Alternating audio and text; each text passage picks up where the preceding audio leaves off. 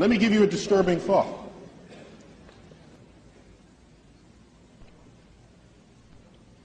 If you look at our closest genetic relative to human beings, it would be the chimpanzee.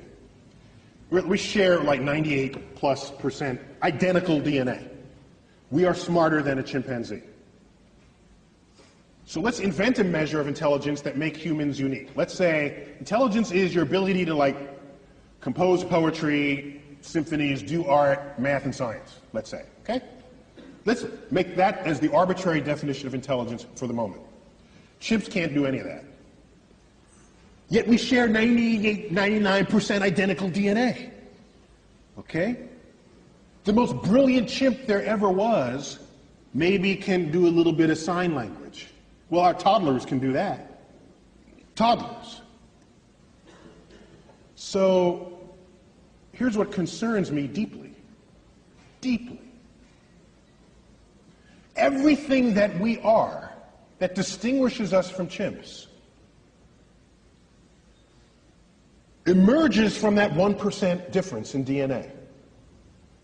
It has to, because that's the difference.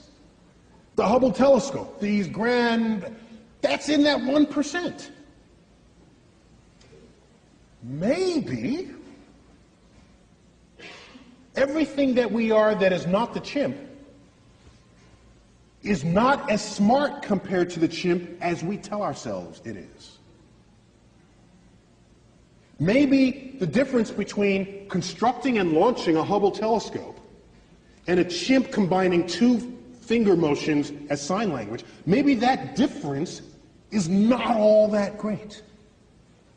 We tell ourselves it is, just the same way we label our books optical illusions. We tell ourselves it's a lot. Maybe it's almost nothing. How would we decide that? Imagine another life form that's 1% different from us in the direction that we are different from the chimp. Think about that. We got 1% difference and we're building the Hubble telescope. Go another 1%. What are we to they? We would be drooling, blithering idiots in their presence. That's what we would be. They would take Stephen Hawking and roll him in front of their primate researchers and say, well, this one is like the most brilliant among them because he can do sort of astrophysics in his head. Oh, isn't that cute? Little Johnny can do that too. Oh, that's so nice. Oh. In fact, Johnny just did that. Let me get it. It's on the refrigerator door. Here he is. He did it in his elementary school class. Think about how smart they would be. Quantum mechanics would be intuitive to their toddlers. Whole symphonies would be written by their children and, like I said, just put up on the refrigerator door the way our pasta collages are on our refrigerator doors.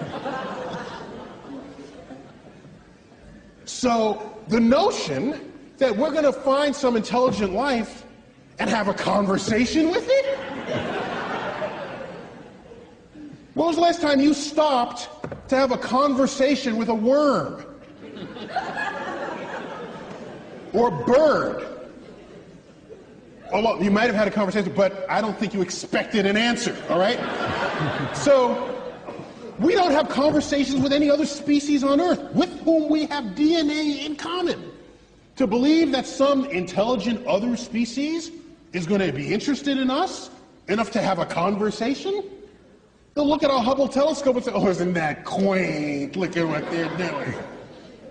So I lay awake at nights wondering whether simply we as a species are simply too stupid to figure out the universe that we're investigating. And maybe we need some other species, 1% smarter than we are, for which string theory would be intuitive, for which all the greatest mysteries of the universe, from dark matter, dark energy, the origins of life, and all the frontiers of our thought, would be something that they would just self-intuit.